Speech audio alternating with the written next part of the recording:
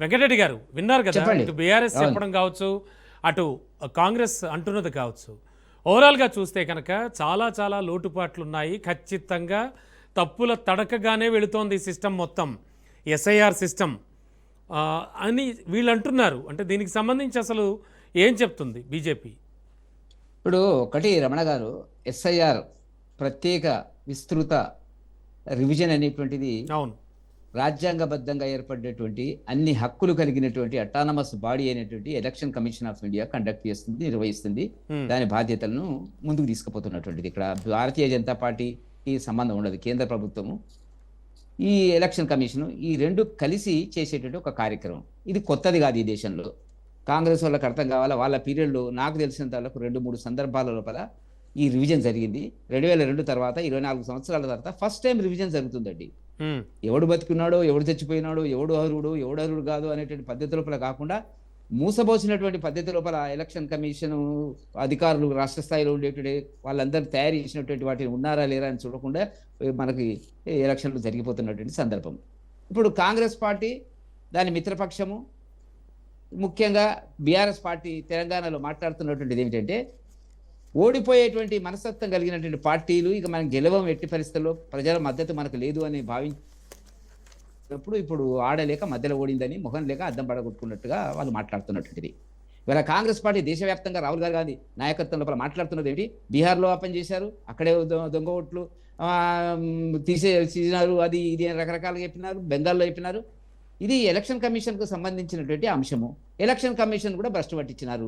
ఈ దేశంలో వాళ్ళు స్థాపించినటువంటి చట్టబద్ధమైన అటానమస్ బాడీ సిబిఐ కానివ్వండి, ఈడీ కానివ్వండి, ఎలక్షన్ కమిషన్ ఆఫ్ ఇండియా కానివ్వండి, ఏదంటే అది దానికి అంటగట్టడము, అన్యాయం చేసి గెలుస్తున్నారు భారతీయ జనతా పార్టీ అని మాట్లాడుతున్నటువంటి సందర్భం లోపల ఒక బీహార్ కేసు చెప్తాను రమణ గారు. నేను బీహార్లో కూడా రాహుల్ గాంధీ గారు మోటార్ సైకిల్ మీద ప్రియాంక గాంధీ గారిని ఎక్కించుకొని తిరిగినాడు. ఏదో అయిపోతుంది అనేటువంటి అడ్రస్ ఉండకుండా పోయినారు.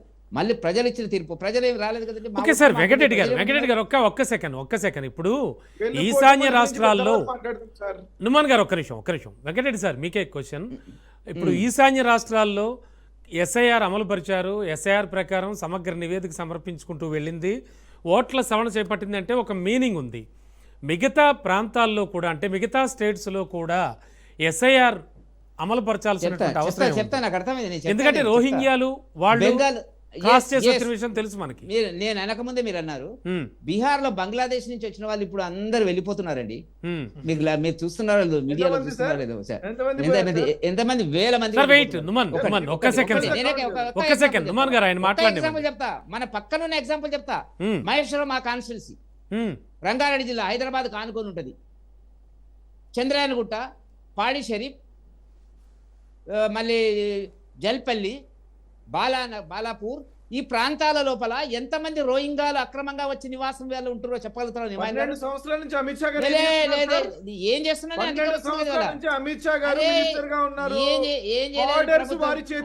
మళ్ళీ మాట్లాడగా ఇంటర్నేషనల్ బార్డర్ ప్రొటెక్షన్ నోరు మూసుకో. వెంకటరెడ్డి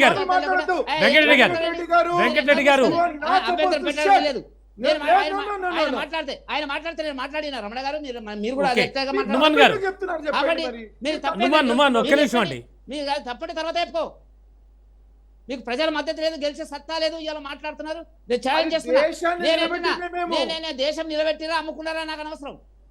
అవన్నీ పక్కకు పెట్టు. దేశాన్ని అమ్ముకున్నారు. మీ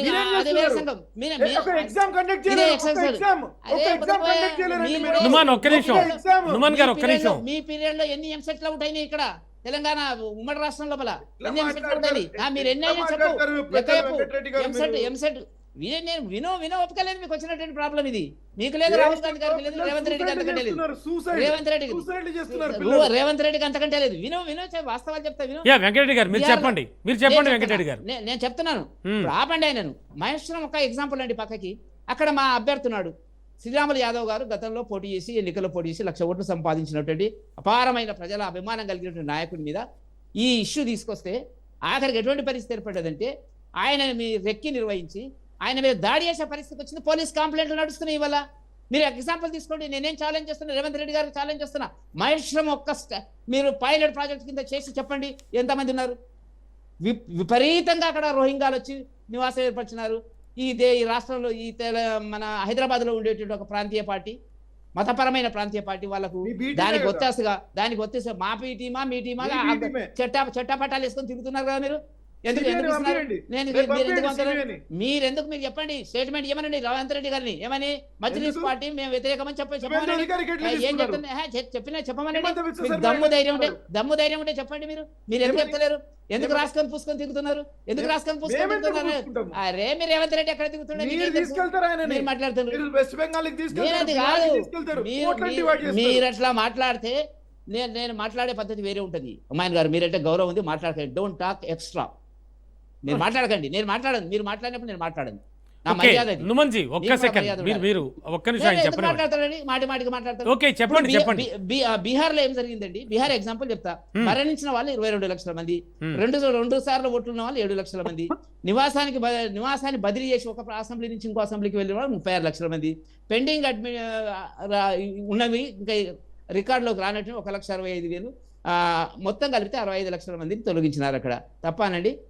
ఒక ప్రాంతం నుంచి ఒక ప్రాంతానికి బదిలీ అయినప్పుడు 22 సంవత్సరాల లోపల ఎవరు అక్కడ కంటిన్యూ అవుతుంది, ఇక్కడ కంటిన్యూ అవుతుంది ఏంటంటే మరణించిన వాళ్ళకి రాకూడదండి. 2 ఓట్లు ఉన్న వాళ్ళకి రాదు. నాకు కూడా 2 ఓట్లు ఉండేనంటే ఒకటి కట్ చేయించుకున్నా. మా ఊర్లో ఉండే, హైదరాబాద్లో ఉండే. నేను అంటున్నది ఏంటంటే సవరణ అనేటువంటిది ప్రజాస్వామ్య పద్ధతి లోపల అర్హులైన ఓటర్లు మాత్రమే ప్రజాస్వామ్యం రెగ్యులర్ గా జరిగేది అంటారు మీరు. రెగ్యులర్ గా జరిగేది ఇది ఒక రెగ్యులర్ ప్రక్రియ. గా జరగలేదు. 24 సంవత్సరాలు అయింది రమణ గారు. ఆ, ఇలా Yes, జరుగుతుంది. sir. నా ఓటు పోయిందా, మీ ఓటు పోయిందా చెప్పమనండి. ఉమ్, విదేశాల నుంచి దొంగచాటుగా వచ్చి చొరబాటుదారులకి ఈ దేశంలో ఉండేటువంటి ప్రభుత్వాలు, ముఖ్యంగా బీహార్ కానివ్వండి, బీహార్లో ఉండేటువంటి గతంలో వేసిన 22 సంవత్సరాలు వాళ్ళు కొంతకాలం పాలించినారు. ఇక్కడ బెంగాల్కి వచ్చినప్పటికి మమతా బెనర్జీ, ఇక్కడ హైదరాబాద్కి వచ్చినప్పటికి హైదరాబాద్ లో బయటకు వస్తుంది మొత్తం స్టోరీ అంతా. ఇప్పుడు ఇప్పుడా? ఎందుకు గుర్తులాడుతున్నారు? ఇప్పుడు హైదరాబాద్ లో బయటకు వస్తుంది. Okay sir. Sir Venkatareddy sir ఒక్క నిమిషం